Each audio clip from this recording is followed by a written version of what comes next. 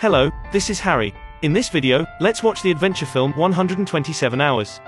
A weekend in April 2003, a senior outdoor explorer Aaron was ready to challenge the limit of the sport again. He was already familiar with the route. He didn't expect this time would last for too long, so he just grabbed some common tools and supplies and went out in a hurry. As always, Aaron didn't tell anyone about his plan. At night, he drove away from the noisy city into the quiet canyon. In the wee hours of the morning, Aaron rushed to the campsite and fell into sleep. On Saturday morning, Aaron officially started his adventure. He rode his bike through the vast Blue John Canyon. Like a bird that escaped from its cage, he lived freely under the blue sky. After a long time, Aaron stopped on the hill and opened the DV shooting record he carried with him. According to the guidebook, it took 4 hours to drive through the canyon. This trip was to challenge the limit of time. After 45 minutes of riding, Aaron locked the car to the trunk. He walked into the Grand Canyon he was familiar with. This was like his second home. Later, Aaron met two girls who came here to travel and got lost. Aaron's sense of humor won the favor of girls. He asked them to take a cooler route. Sure enough, the explorer didn't take the usual path. The steep terrain made the girls keep complaining. Suddenly, Aaron loosened his hands and fell straight into the pond under the cliff. Listening to Aaron's naughty laugh, the girls were relieved. After the three of them had fun, they parted ways at an intersection. During the time together, the two girls' affection for Aaron doubled. They kindly invited him to the carnival party the following night. Because of this, Aaron continued his search for the pleasure of being a sports explorer. For a senior like Aaron, slot canyons were essential playgrounds for his journey. He shuttled through the canyon freely. When passing a slot canyon, Aaron supported the wall with his feet and hooked a boulder with his right hand to climb to the bottom.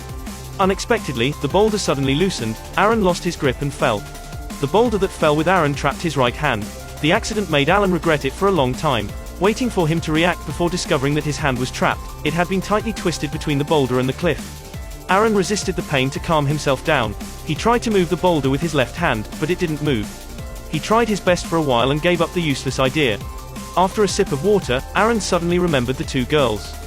He yelled the girls' names, hoping that they would hear and come to rescue him. Yet there was no living creature to be seen in the canyon.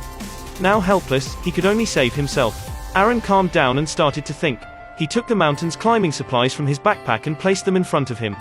A pocket knife meeting his eyes let Aaron see a glimmer of hope. He wanted to use a knife to chip off the boulder, but his hand was sore and it didn't work. He accidentally dropped the knife on the ground. Aaron got hung in midair and was restricted from moving, so he clamped a branch with his toes and took a lot of time to get back the knife. However, he did not succeed until midnight. It was Sunday in a blink of an eye. Aaron, hungry and cold in the dark slot canyon, gave up chipping. Instead, he used rock climbing equipment to hook the rocky ground above to let himself stabilize on the cliff. In the morning, the sun slowly shone into the canyon. Aaron stretched out a foot and hand to feel the temperature. He recalled the warmth when his father took him to when he was a child. At 3 p.m., Aaron turned on the DV and took a video. He had prepared for the worst if he couldn't survive. He hoped the person who picked up the DV could give this video to his parents. Aaron had been trapped for 24 hours. The blood in his arm couldn't circulate, and it might have become necrotic. He lacked food and had only less than 400 milliliters of water. He felt that he couldn't last long. As he was talking, some dust fell on him. Aaron thought someone was passing by and hurriedly called for help. However, there was still no response. Aaron replayed the video from the moment he called for help and kept encouraging himself to never give up. At night, the temperature began to drop. Aaron used the robes to wrap his hands, feet, and bare skin to keep warm. Then he bit the food, imagining the refreshing beer at the party. He was so thirsty that he couldn't wait to take a whole bottle of beer. However, his water source was not much, and he couldn't last long unless he drank it drop by drop. And Aaron knew very well that he didn't tell anyone where he was going before going out. So waiting for rescue could only be a foolish dream. Early the next morning, Aaron made another plan. He circled the boulder with a climbing rope, then tied the rope tightly with both hands and mouth. Then he hooked the rope with the safety buckle to the previous rope, attempting to pull the boulder with its weight and drag force. However, he tried his best to pull all morning, but the boulder remained still. The failure made Aaron fall into despair again. It was noon when the sun was scorching. Aaron with a dry mouth wanted to drink a cold soda, even just a gulp. Now he only had 150 milliliters of water left. He could only hold on till the following night.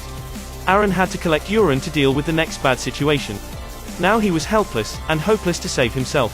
It wouldn't take long to die here. A crow flew in the sky every day. Aaron laughed at himself. Maybe the crows could eat him tomorrow. In order to maintain his body temperature, Aaron kept stretching his leg. He suddenly thought of a problem. Even if he could move the boulder a little, his hands would only get twisted more tightly. At present, the only way to save himself was to amputate. Aaron amputated his hand using the existing tool, but the knife was too blunt. Aaron cut hard for a long time, but only a few bloodstains appeared. He was frustrated and said to DV, Don't buy the cheap, made-in-China multi-tool. As time passed, Aaron's supplies became less. His spirit was gradually languishing.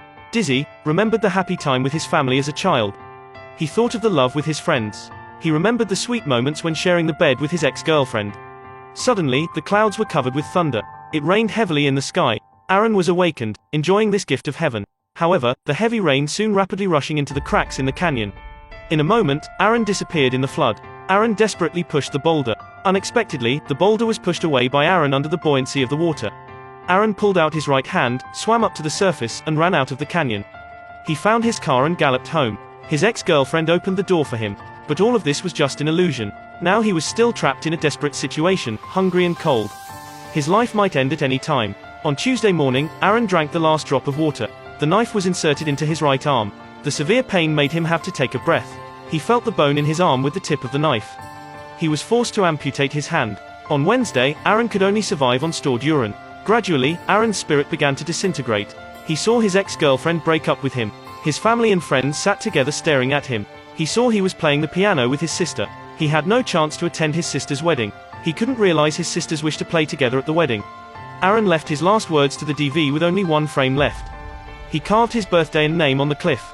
He was ready for death. Under the sun and wind, illuminating another world for Aaron, he seemed to see the laughter of himself and his son in the future. He saw his family, he saw the future, he saw hope. Tears flickered in Aaron's eyes, and his fighting spirit to live rekindled. He mustered his strength and cut his right arm with the help of the boulder. He endured the severe pain and cut the hand with a small knife. Despite the painful grin, he still encouraged himself not to faint. Finally, Aaron pulled hard with the help of his body and successfully amputated his hand. Stunned for a moment, Aaron quickly bandaged the wound and quickly put away his equipment. He wanted to leave this place where he had been trapped for 127 hours. Before leaving, Aaron photographed his amputated arm with the camera. He walked along to the end of the canyon and came to the edge of a cliff. The warm sunshine flooded all over his body. At this moment he was free. However, he had to face a new problem. How should he get from the rock wall to the ground? At this moment, Aaron turned around and found the lock left by another climber. He slowly dropped to the ground with the help of the climbing rope. Luckily, there was a puddle under the rock wall. Aaron plunged into the water, enjoying the gift that nature gave him. After that, Aaron filled his water bottle and walked into the empty Grand Canyon. He didn't know how long it had been. He was exhausted. He saw a family trekking for 3 days in a trance. He shouted hoarsely to the travelers for help. Upon seeing this, the family ran forward and provided Aaron with fresh water and contacted a nearby rescue helicopter. Aaron, who nearly stepped into the death gate, was finally saved. The doctor said that if he was rescued 1 hour late, Aaron would die from blood loss. After recovery, Aaron still loved outdoor adventure. But every time he left, he wrote a note for his family. 3 years after the accident, Aaron got married. In February 2010, his son was born. The real protagonist of the movie is also called Aaron Ralston. He loves mountain climbing, for his whole life. Aaron also wrote on his website, "You'll never find your limits until you've gone too far." Well, this video ends here. Remember to like and subscribe. Thank you for watching, see you next time.